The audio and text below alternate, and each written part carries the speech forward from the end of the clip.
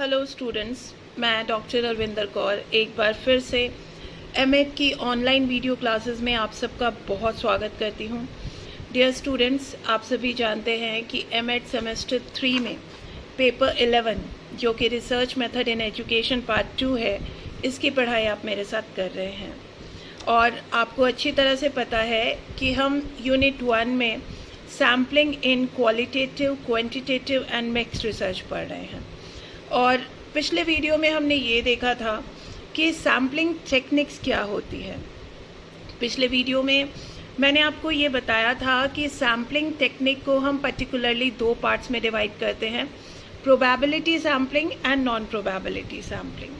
Probability sampling जो कि संभाव्यता न्यायाधीश चयन होता है, और नॉन प्रोबेबिलिटी सैम्पलिंग जो कि गैर संभावित न्यायाधीश चयन होता है।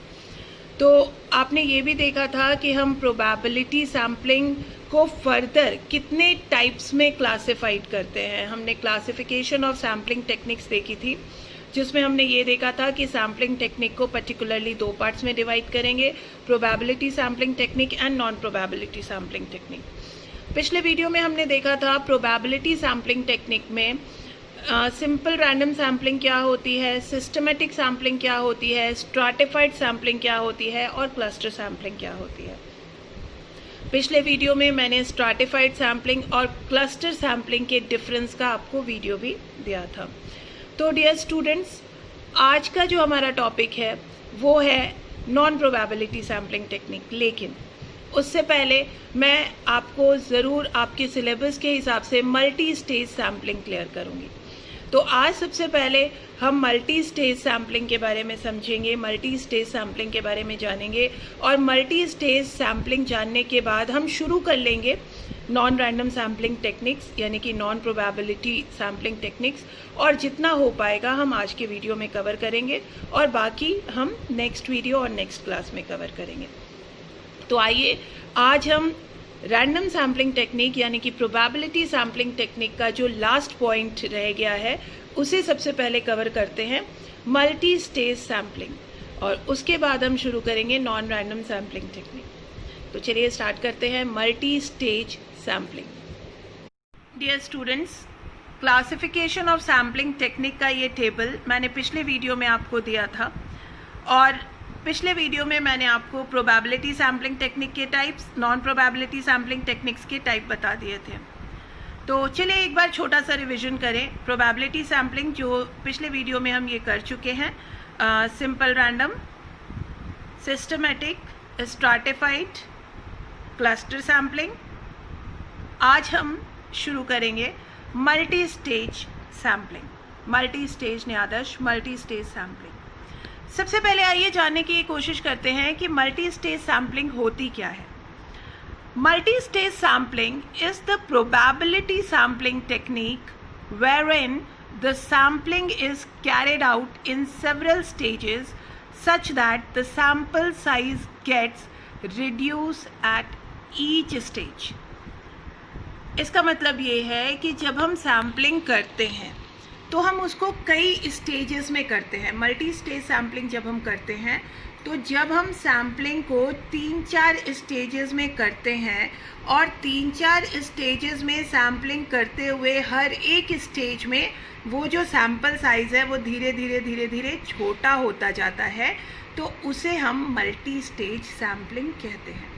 मल्टी स्टेज सैम्पलिंग न्यायाधीश की वो तकनीक है, सैम्पलिंग लेने का वो तरीका है जहाँ पे न्यायाधीश को कई चरणों में किया जाता है। मतलब हम सैम्पलिंग को कई स्टेजेस में करेंगे, 3-4 स्टेज तो उसमें होंगे ही होंगे, 2-3 स्टेज उसमें होंगे, तो हम उसको कई स्टेजेस में करेंगे, और हर एक स्टेज में सैम्पल का साइज़ छोटा होता जाएगा, हर एक स्टेज में न्यायाधीश का आकार जो है वो कम होता जाएगा। तो मल्टी स्टेज सैम्पलिंग क्या होती है?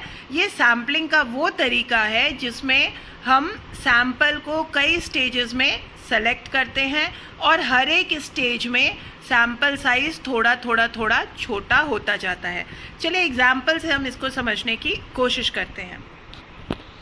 देखिए, ये एग्जाम्पल जो है ये मैंने लिया है कि मुझे कुछ हाउस होल्ड लेने हैं, मुझे कुछ घरों के बारे में रिसर्च करनी है, मैं ये जानना चाहती हूँ कि उस घर के सर्वे करने हैं, ठीक है, हमें कुछ घरों के सर्वे करने हैं।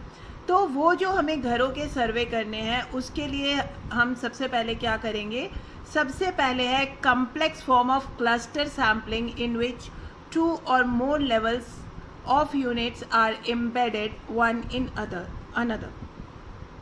तो सबसे पहले स्टेज में क्या करेंगे कि हम सारे डिस्ट्रिक्ट को सेलेक्ट करेंगे। अगर हमने एक स्टेट लिया है, अगर हमने एक कंट्री ली है तो पहले कंट्री के बाद फिर हम स्टेट लेंगे, स्टेट के बाद डिस्ट्रिक्ट लेंगे। लेकिन यहाँ पे मैंने स्टेट लिया, तो अब जब मैंने एक स्टेट लिया तो उस स्टेट के अंदर कितने डिस्ट्रिक्ट हैं, सबसे पहला मेरा स्टेज क्या होगा कि सबसे पहले हम स्टेट में डिस्ट्रिक्ट को सैंपल में लेंगे। जितने डिस्ट्रिक्ट हैं डिस्ट्रिक्ट को अलग करेंगे और डिस्ट्रिक्ट को सैंपल में लेंगे। फिर हम ये देखेंगे कि उस डिस्ट्रिक्ट में विलेजेस कितने हैं, कितने गांव हैं, और फिर हम उस गांव को अलग करेंगे। मतलब जब हम डिस्ट्रिक्ट से विलेज कर लेंगे तो हमारा सैंपल साइज़ छोटा होगा। पहले स्टेट में सैंपल साइज़ बहुत बड़ा होगा क्योंकि स्टेट के अंदर बहुत सारे डिस्ट्रिक्ट होते हैं। अब हमने क्या किया कि स्टेट को हटा करके डिस्ट्रिक्ट ले लिया। अब डिस्ट्रिक्ट में हम देखेंगे तो बहुत सारे गांव आएंगे, ठीक है। तो अब हम उन गांवों में से पर्टिकुलरली कुछ घर सेलेक्ट करेंगे। तो आप ये देखिए कि एक एक स्टेज में ये जो सैंपल साइज़ है ये छोटा होता जा रहा है। जैसे स्टेट का सैंपल साइज़ बड़ा है, डिस्ट्रिक्ट जो है वो स्टेट से छोटा हो गया, विलेज जो है वो डिस्ट्रिक्ट से भी छोटा हो गया, और हाउस होल्ड जो है वो विलेज से भी छोटा हो गया। तो हमने क्या किया, इसमें पहले स्टेज में हमने रैंडमली सेलेक्ट किया डिस्ट्रिक्ट को, डिस्ट्रिक्ट के बाद हमने रैंडमली सेलेक्ट किया विलेजेस को, और विलेजेस के बाद हमने थर्ड स्टेज में रैंडमली सेलेक्ट किया हाउसेस को, एंड ऑल अल्टीमेट यूनिट्स, बाकी जितने भी यूनिट्स हैं हमारे वो हमने हाउसेस से सेलेक्ट किए। और लास्ट स्टेप में हमने ये सर्वे किया कि हमने उस घरों में से, उन हाउस होल्ड में से अपने यूनिट्स, अपने डाटास को कलेक्ट किया। तो इसे हम मल्टी स्टेज सैम्पलिंग कहते हैं। मल्टी स्टेज सैम्पलिंग का मतलब ये हुआ कि जब हम अपने सैंपल को अलग अलग स्टेजेस में करते हैं और हर एक स्टेज में हमारा सैंपल साइज़ छोटा होते जाता है, और लास्ट में जो हम कन्फाइंड करके सैंपल लेते हैं और उससे सैंपल लेकर के अपने रिसर्च को कंप्लीट करते हैं या उसकी कैरेक्टरिस्टिक्स को जानते हैं, तो उसे हम मल्टी स्टेज सैम्पलिंग कहते हैं। आई होप आपको ये समझ में आ गया होगा और आपके ये डाउट्स क्लियर हो गए होंगे। अगर इसमें कोई भी डाउट्स होगा तो आप इवनिंग की क्लास में मुझसे पूछ सकते हैं। चलिए आइए हम थोड़ा सा इंट्रोड्यूस करते हैं हमारे नॉन प्रोबेबिलिटी सैम्पलिंग पे। प्रोबेबिलिटी सैम्पलिंग के बारे में मैं आपको ऑलरेडी बता चुकी हूँ कि प्रोबेबिलिटी सैम्पलिंग में क्या होता है। इसमें मैंने आपको सिंपल रैंडम सैम्पलिंग टेक्निक्स भी बताई है, इसमें मैंने आपको सिस्टमेटिक रैंडम टेक्निक भी बताई, इसमें मैंने आपको स्ट्रैटिफाइड सैम्पलिंग टेक्निक भी बताई है, और इसमें मैंने आपको क्लस्टर सैम्पलिंग और मल्टी स्टेज सैम्पलिंग जो कि अभी अभी बताया है। चलिए अब हम नॉन प्रोबेबिलिटी सैम्पलिंग पे आते हैं, जो आपके यूनिट का नेक्स्ट पॉइंट है। नॉन रैंडम सैम्पलिंग टेक्निक, जिसे हम नॉन प्रोबेबिलिटी सैम्पलिंग टेक्निक भी कहते हैं, नॉन रैंडम सैम्पलिंग टेक्निक भी कहते हैं। तो ये क्या होती है नॉन प्रोबेबिलिटी सैम्पलिंग टेक्निक? तो आइए इसे स्टार्ट कर लेते हैं, और जितना हो सकेगा आज हम कवर करेंगे, बाकी हम नेक्स्ट वीडियो में कवर करेंगे। Sampling technique that don't use chance selection procedure, rather they rely on personal judgment of the researcher। Non probability sampling technique जो होती है वो कैसी टेक्निक होती है? ऐसी सैम्पलिंग टेक्निक होती है जिसमें हम चांस सिलेक्शन प्रोसीजर का इस्तेमाल नहीं करते हैं। जिस तरह से प्रोबेबिलिटी सैम्पलिंग टेक्निक पे हम रैंडमली हर एक यूनिट को चांस देते थे कि कोई भी यूनिट उसमें से सेलेक्ट हो सकता है, कुछ भी आ सकता है, लेकिन नॉन प्रोबेबिलिटी सैम्पलिंग में ऐसा नहीं होता है। नॉन प्रोबेबिलिटी सैम्पलिंग जो होती है वो सैम्पलिंग का यानी कि न्यायाधीश का वो तरीका है जो मौका चयन प्रक्रिया का उपयोग नहीं करता है। मतलब ये ज़रूरी नहीं है कि उसमें हर एक एलिमेंट को चांस मिलेगा सेलेक्ट होने का, उसमें आपके चॉइसेस के अनुसार भी सैंपल सेलेक्ट होते हैं, या जो भी रिसर्चर है वो व्यक्तिगत अपने डिसीजन लेता है उसको कौन सा सैंपल चाहिए, कौन सा सैंपल नहीं चाहिए। वो रिसर्चर का पर्सनल जजमेंट होता है, पर्सनल थॉट होते हैं, और वो रिसर्चर की पर्सनल चॉइसेस भी होती है। रिसर्चर जो है वो अपनी पर्सनल चॉइस पे कोई भी सैंपल ले सकता है, उसमें हर एक यूनिट को प्रॉपर और पूरा चांस मिले सेलेक्ट होने का, ये कोई ज़रूरी नहीं है। तो नॉन प्रोबेबिलिटी सैम्पलिंग क्या होता है? नॉन प्रोबेबिलिटी सैम्पलिंग का मतलब ये होता है जो सैम्पलिंग प्रोबेबल नहीं है, जो प्रोबेबिलिटी सैम्पलिंग नहीं है, वो नॉन प्रोबेबिलिटी सैम्पलिंग है। नॉन प्रोबेबिलिटी सैम्पलिंग की वो टेक्निक है जिसमें कि चॉइस ऑफ चांसेस का प्रोसीजर नहीं होता है। इसमें रिसर्चर अपनी पर्सनल जजमेंट पर, अपने व्यक्तिगत निर्णय पर भरोसा करके सैम्पलिंग लेता है। आई होप आपको ये क्लियर हो गया होगा। इस चार्ट को आप फिर से देखिए। प्रोबेबिलिटी सैम्पलिंग जो हम ऑलरेडी कर चुके हैं, प्रोबेबिलिटी सैम्पलिंग में हमने सिंपल रैंडम सैम्पलिंग कर लिया है, सिस्टमेटिक सैम्पलिंग हम जान चुके हैं, स्ट्रैटिफाइड सैम्पलिंग हम जान चुके हैं, क्लस्टर सैम्पलिंग हम जान चुके हैं, और मल्टी स्टेज सैम्पलिंग एक एक्स्ट्रा वो भी हम जान चुके हैं। अब आइए नॉन प्रोबेबिलिटी सैम्पलिंग क्या है। नॉन प्रोबेबिलिटी सैम्पलिंग जो है ये चार इसके टाइप्स हैं, और ये चारों टाइप्स कौन कौन से हैं? Convenience sampling, judgement sampling, quota sampling और स्नोबॉल सैम्पलिंग। इन 4 सैम्पलिंग के अलावा जिस तरह आपके सिलेबस में और भी कुछ सैम्पलिंग है, हम उसके बारे में भी पढ़ेंगे। जैसे आपके सिलेबस में है theoretical sampling, incidental sampling and critical case, तो हम इसको भी देखेंगे।